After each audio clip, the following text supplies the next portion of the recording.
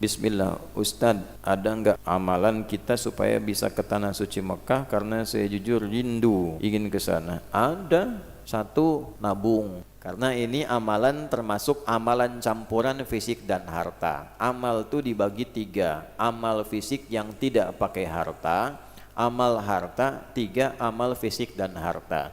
Amal fisik seperti sholat. Sholat tidak melibatkan harta, kecuali pakaian yang menutup aurat.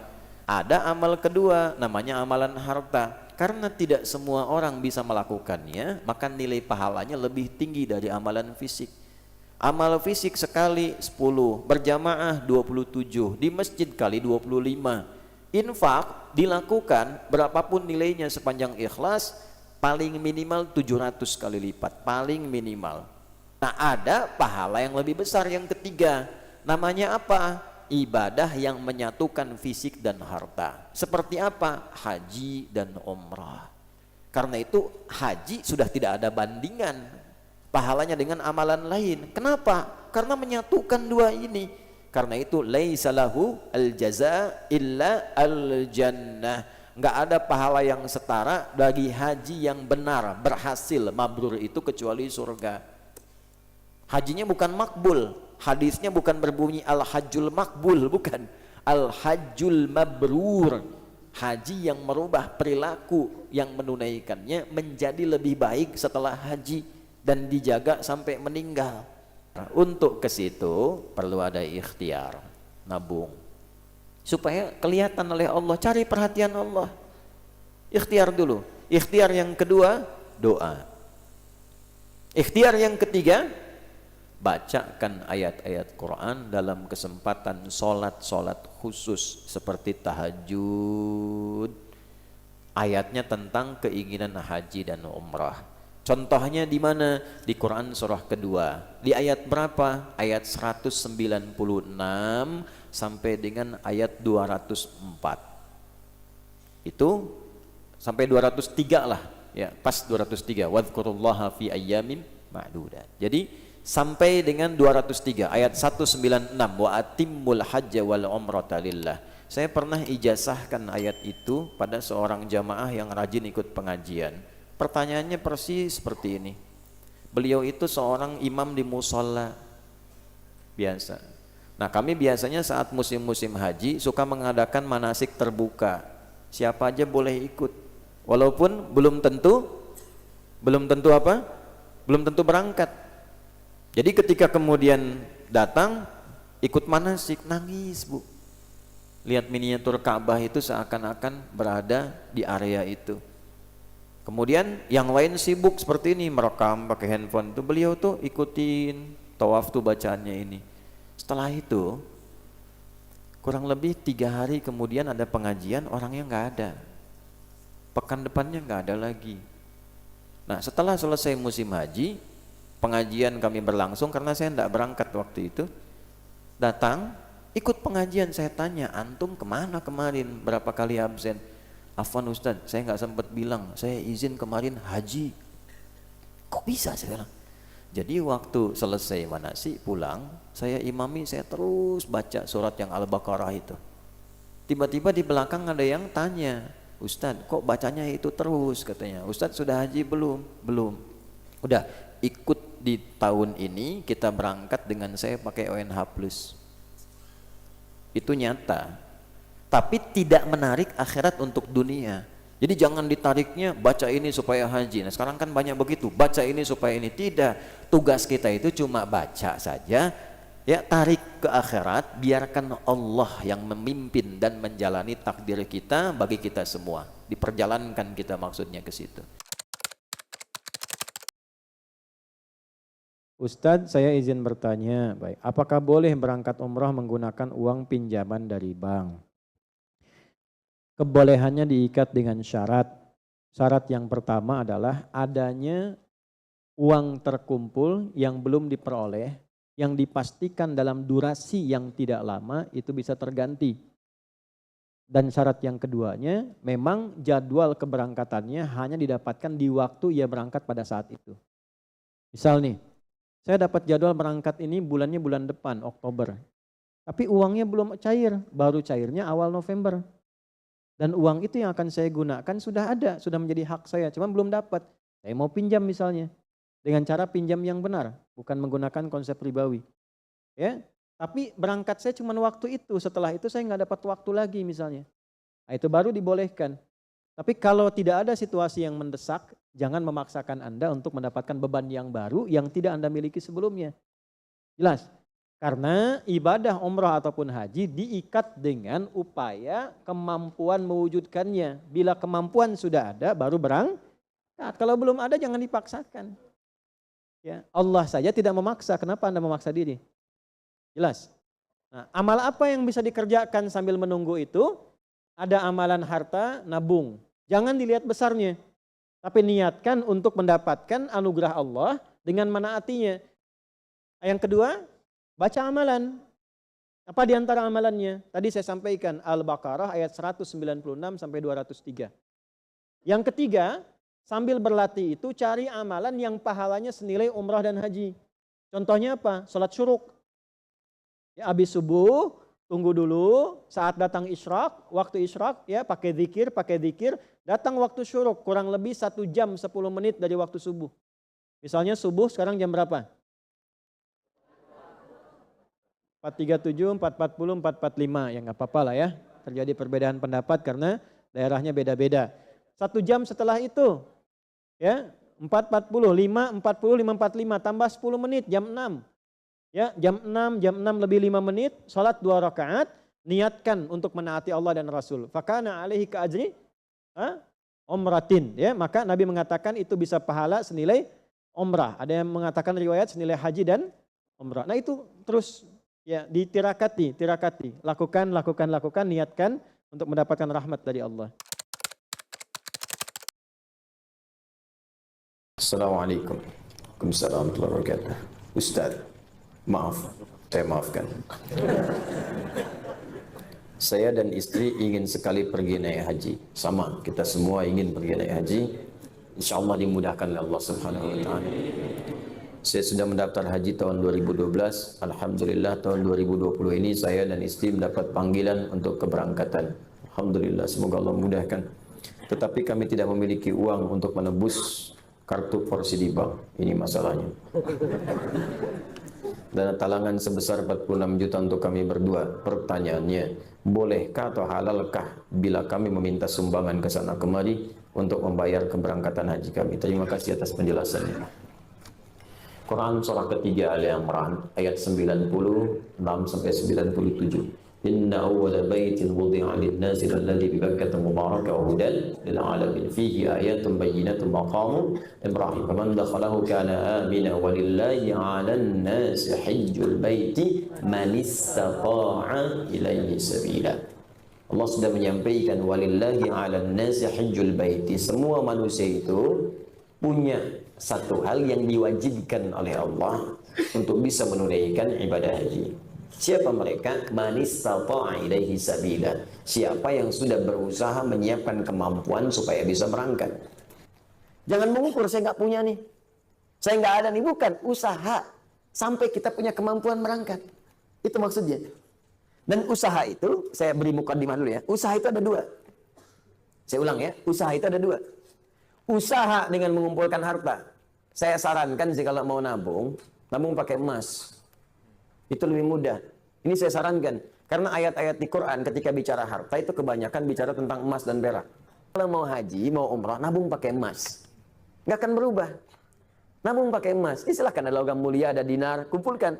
Demi Allah saya katakan ya, nilai itu, karena emas itu punya nilai intrinsik, maka dia akan terus naik. Akan setara. Harga kambing di masa Nabi sampai sekarang pun sama nilainya segitu. Dia walaupun orang kelihatan naik sekian juta, dulu cuma 1, sekarang juta. Dinar cuma 1 dinar selesai. Dari dulu 1 dinar, sekarang 1 dinar. Ya. Dari dulu emasnya sekian, ya sekian. Anda kalau nabung pakai emas, mungkin nggak akan 20 tahun, 40 tahun. 10 tahun Anda pakai haji ONH plus tuh.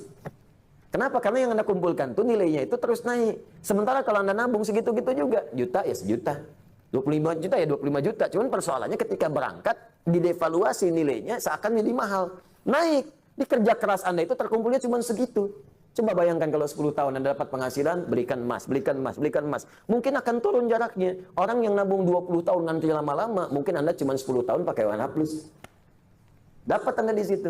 Kalau nggak percaya silakan coba buktikan pelan-pelan di situ. Dan tidak melanggar hukum.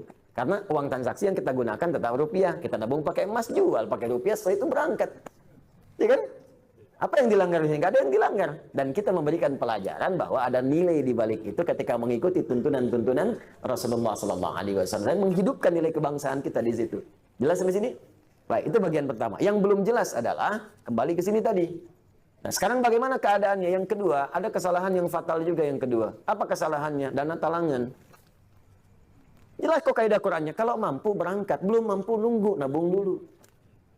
Gitu, ini ditalangin. Sehingga ketika ditalangin, terlihat semua mampu, padahal belum tentu ada kemampuan. Ketika ditalangi, antrian muncul karena semua orang pengen daftar karena merasa ditalangi. Akhirnya apa yang terjadi? Yang tadinya setahun, cuma 2 tahun, orang dulu cuma bulan-bulan Pak nunggu. Setahun nanti bahkan ada yang insya Allah bulan depan haji, berangkat bulan depan. Sekarang nggak bisa 10 tahun lagi. Masya Allah, ya barengan sama cucu berangkat. Ada yang baru lahir udah daftar haji. Baru lahir. Ada yang di kandungan udah daftarin haji. Kandungan. Anda bisa bayangkan. Kenapa? Karena tadi ditalangin. Saya sih sering menyarankan dan para ulama-ulama lain juga mengatakan berhenti dulu deh dana talangan itu. Berhenti dulu. Ya supaya bisa menyelesaikan kuota yang sekarang dulu.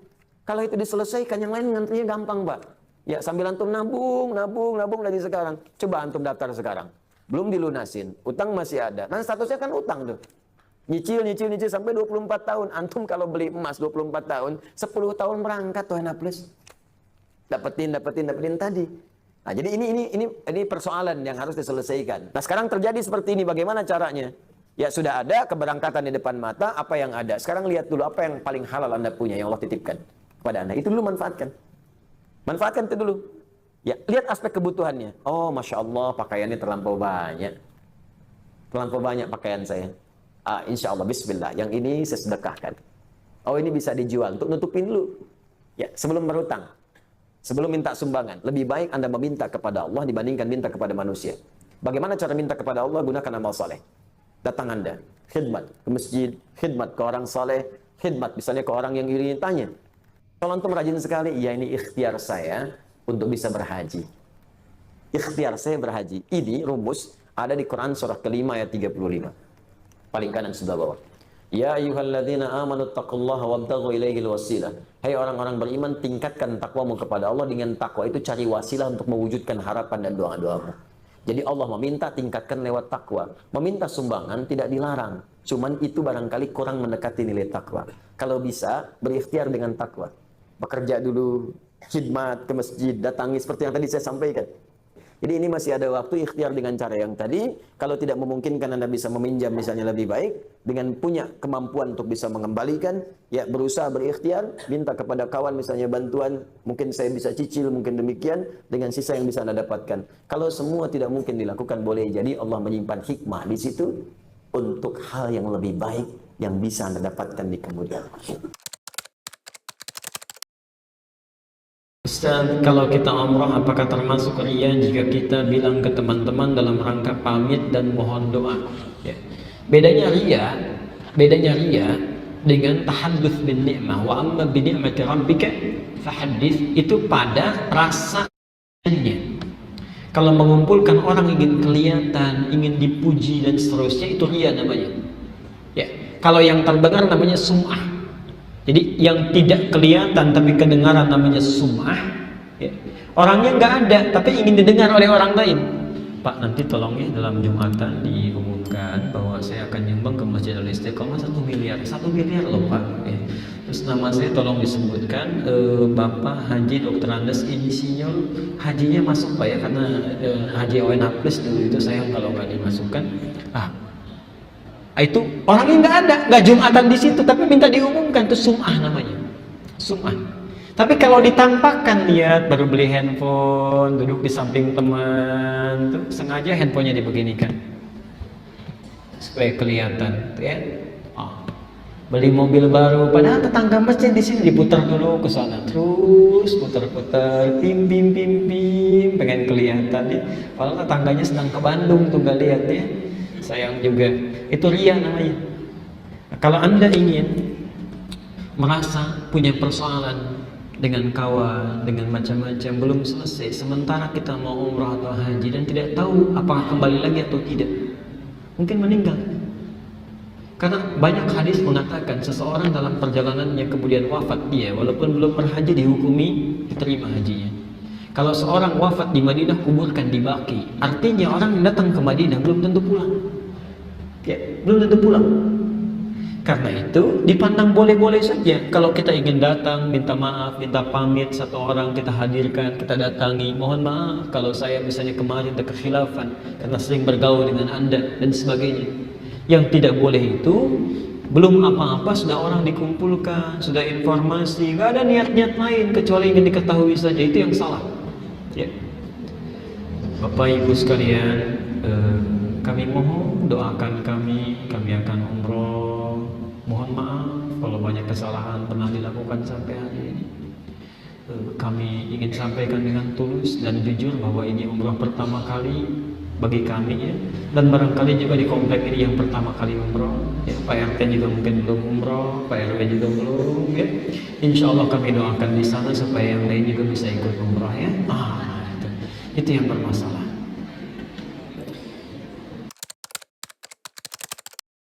Di awal. Nah, bagi teman-teman yang sudah mulai merangkah dan bersiap untuk berihram, tafsir pertamanya, fala rafatha wala fusuqa wala jidala fil hajj wa ma taf'alu min khairi ya'lamhu Allah. Segera berbekal banyak kebaikan. Segera berbekal banyak kebaikan. Jadi sebelum berangkat ke sana, ya kan? Di tengah-tengah sudah berihram, sudah siap-siap, ayo perbaiki diri. Fala rafath, ya, jangan berkata-kata kotor, ya kan? Bahkan dijaga hubungan suami istri pun dijaga dulu selama berihram. Itu tidak dilakukan, ya kan? Kemudian wala fusuqa, jangan berbuat yang menyimpang. Makanya kemarin dianjurkan hati-hati perangkat-perangkat yang harus dibawa dilihat-lihat, jangan sampai bawa jimat, buku yang aneh-aneh, sampai ke sana berbuat menyimpang, sudah jelas Ka'bahnya kok sholatnya menghadap ke tempat lain, ya kan? Dan sebagainya. Pelajari. Nah, di sini nanti tugas-tugas para travel, pembimbing dan sebagainya untuk menyiapkan sebelum berangkat, mengajarkan kepada jamaah.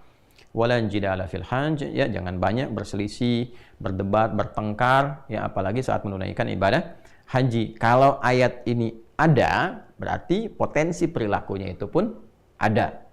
Hati-hati saat sedang tawaf, tiba-tiba mohon maaf, saking padatnya, ya pengen tawafnya nyaman, lancar, bagus, tapi caranya tidak bagus, nginjak orang, ikut orang, macam-macam, sehingga di situ terjadi kemudian perdebatan, di situ terjadi perselisihan dan sebagainya, sesuatu yang kontraproduktif, bahkan dari awal oleh Al-Quran diingatkan. Baik ya. Nah, pemahaman keduanya, teman-teman sekalian, nah ini yang paling menarik. فَمَنْ فَرَضَ فِيهِنَّ الْحَجَّ فَلَا رَفَثَ وَلَا فُسُوقَ وَلَا جِدَالَ fil hajj. Kalimat fil hajj itu mengikat saat hajinya. Ya, tapi saat haji ini disiapkan sebelumnya supaya punya perilaku yang baik. Satu, persiapan sebelum haji itu siapkan. Coba menyempurnakan akhlak dengan memperbaiki perilaku. Tuh. Cara memahaminya begini. Orang-orang yang dipanggil oleh Allah untuk bisa berhaji, saat haji, Allah mendidik mereka, orang-orang yang berhaji itu, untuk merubah diri, bertransformasi menjadi pribadi yang berperilaku baik. Ya kan? Saat haji kamu jangan berkata kotor, jaga diri dengan baik, ya, jangan berhubungan sembarangan. Kemudian jangan menyimpang dari ketentuan Allah. Setelah itu perbaiki hubungan dengan sesama, jangan saling mengejek, jangan merendahkan, jangan melukai orang dan sebagainya. Saat engkau tunaikan ibadah haji itu, fil hajj, kita tarik kepada bagian dari persiapan ini orang-orang yang ingin diberikan peluang oleh Allah untuk bisa berhaji dan menyiapkan dirinya untuk haji. Maka dengan target yang telah dia tetapkan, saya pengen tahun 1445 Hijrah misalnya, 2024 Masehi misal. Maka jangan cuma Anda cantumkan tanggal, tuliskan tanggal sekian, tahun sekian berangkat. Tidak. Maka bersamai penetapan itu, satu, dengan merubah perilaku. Dekati Allah Subhanahu wa Ta'ala dengan mempersiapkan diri menjadi lebih baik dulu. Dan persiapan ini diniatkan untuk bisa berhaji.